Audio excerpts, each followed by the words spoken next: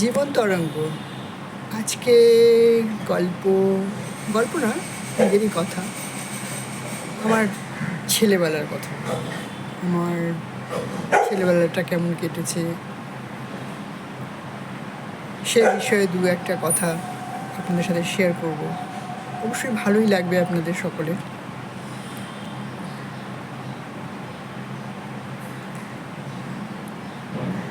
আমি ছোটোবেলাটা বেশিরভাগ সময় আমার ঠাকুমার কাছেই থেকেছি। ঠাকুমা মানে আমাদের যৌথ পরিবার, সবাই আমরা একসাথেই থাকতাম।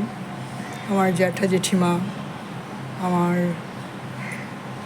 দিদা, আমার মাসি, আমার কোনো মামা নেই, তাই আমার দিদা, আমি যখন ক্লাস 6-এ পড়ি তখন থেকেই আমাদের কাছেই থাকেন। বয়স্ক মানুষ একা থাকবেন, তো আমাদের সাথেই থাকতেন। সে একটা ভীষণ মজার বিষয় তখন আমার তো আহ্লাদের শেষ নেই। ঠাকুমার আহ্লাদ, দিদিমার আহ্লাদ, হ্যাঁ, মার আহ্লাদ, মাসির আহ্লাদ, জ্যাঠার আহ্লাদ, জেঠিমার আহ্লাদ। আমি আরেকটা কথা বলি, আমি হচ্ছে ভাই বোনদের মধ্যে সব থেকে বড়। আমি এক বোন, আমার 2 ভাই, আর আমার জ্যাঠামশাই 2 ছেলে 1 মেয়ে। যদিও আমার আর সেই বোন এখন আর নেই বেঁচে, ক্যান্সারে মারা গেছে। Sad news. যাই হোক, জীবন মৃত্যু তো আমাদের কারোর হাতে নেই, তাই ওটাকে স্কিপ করে যাই।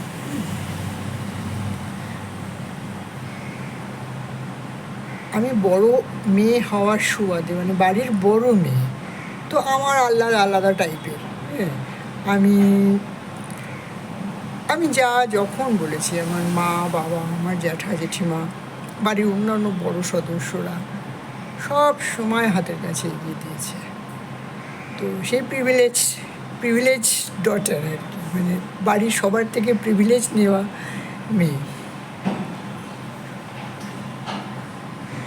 তো কখনো বাইরের জগতের কষ্ট দুঃখ বা কোনো কিছু আমি ছোটোবেলায় জানতামই না, এগুলো আবার হয় নাকি, তাই। হ্যাঁ, যৌথ পরিবারের বড় হওয়ার আর যৌথ পরিবারের যারা লাডলি, তারা খুব ভালো জানেন এই ব্যাপারটা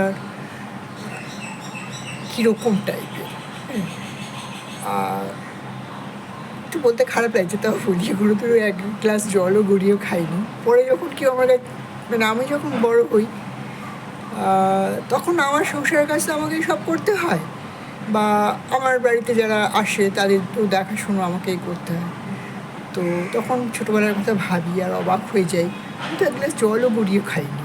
হ্যাঁ, আর আমার বাড়ির লোক খুব অবাক হয়ে যায় যে এ কী করে সব কিছু করে। আরেকটা ছোট্ট কথা বলি, আমার মা বাবা আর যেমন আমি লাডলি ছিলাম, সেরকম তো সকলের লাডলি ছিলাম। তার মা অনেক জামা কাপড় টাপড় কাচতেন, বাড়ির সবাই ভাগাভাগি করে কাচতেন। আমি একদিন আমার স্কুলের জামা কেচেছিলাম, আমার খুব হাত ব্যথা করেছিল। আমার মনে হয়েছিল বাবা কি কষ্ট করে। তো এগুলো সব মজার কথাই বলছি। ছোটো